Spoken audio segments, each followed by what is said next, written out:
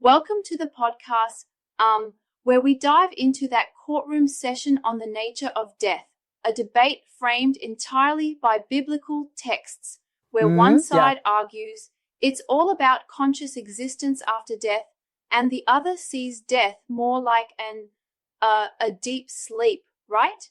Yes, exactly. And it's like a real tug of war between interpreting stories like Lazarus and the rich man versus John 11's depiction of sleep, which totally spices up the conversation. Yeah, for sure. Right. The prosecution lays out a compelling case with multiple points, starting with the parable of Lazarus and the rich man, emphasizing that both characters are portrayed as fully conscious, experiencing real pain and comfort in their respective afterlife zones. And then there's Paul's statement in 2 Corinthians 5:8, where he says, being absent from the body means being with the Lord immediately, lending support to the idea that death isn't just a dormant state. Absolutely. And not to forget Jesus' assurance to the thief on the cross.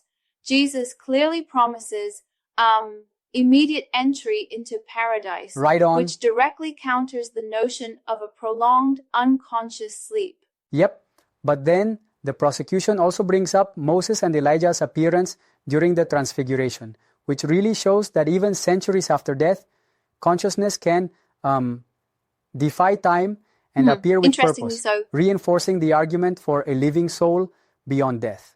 And then there's that vivid imagery in Revelation, the souls under the altar calling out for justice, which paints a picture of the dead actively questioning the delay in final judgment. But on the flip side, the defense pushes back hard by pointing out that Scripture often refers to death as sleep, like in the account of Lazarus in John 11 and Ecclesiastes declaring that the dead know nothing, suggesting an unawakened, inert state until the resurrection. They argue that if the dead were actively aware, then why would Jesus and others use the term sleep instead of describing immediate eternal presence, That's a solid emphasizing a dormant waiting period until the resurrection event unfolds? And they also challenge the punctuation in Luke 23:43 regarding the thief on the cross, urging us to reread the original Greek so that today isn't taken as an immediate promise, arguing that context really matters. Yeah, it's like a matter of textual nuance. Exactly. And the defense further asserts that using parables as literal evidence is a misinterpretation, since parables are meant to teach moral lessons rather than describe an exact physical state of consciousness after death, I agree. which really questions the prosecution's literal take on these texts. I find it particularly interesting when the defense calls out the inherent contradiction.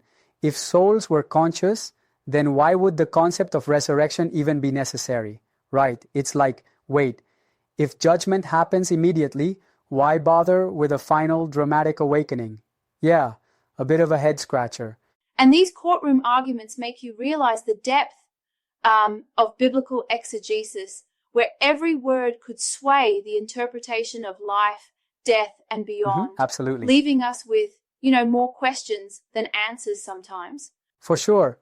And with the judge raising the next big question about the true meaning of hell, whether it's eternal torment or something else entirely, it sets the stage for an even more intriguing debate. Exactly. It's a reminder that biblical interpretations can be as complex and nuanced as a courtroom drama itself, with each argument layered like pieces of evidence, I totally pushing get that. us to re-examine beliefs we might have taken for granted. And it's these respectful challenges, like questioning the assumption behind using sleep literally, that truly enrich the dialogue, inviting us to think deeper about ancient texts and their modern implications. Indeed, this back and forth shows that whether one leans towards consciousness after death or a state of unconscious sleep, the debate is not only about theology, but about how we understand life's incredibly ultimate thought-provoking, mystery, resonating on both spiritual and philosophical levels. It's like a layered courtroom drama where every verse and every counterpoint is a clue in the great mystery of existence, challenging us to look beyond Absolutely. surface interpretations and dive into deeper meaning. Precisely, and as we look ahead to the next session exploring what hell truly means in biblical terms, we can only anticipate more of these fascinating, layered discussions, so stay Right. tuned I'm excited for that to see next where this leads. captivating debate. Yep, definitely a conversation worth following.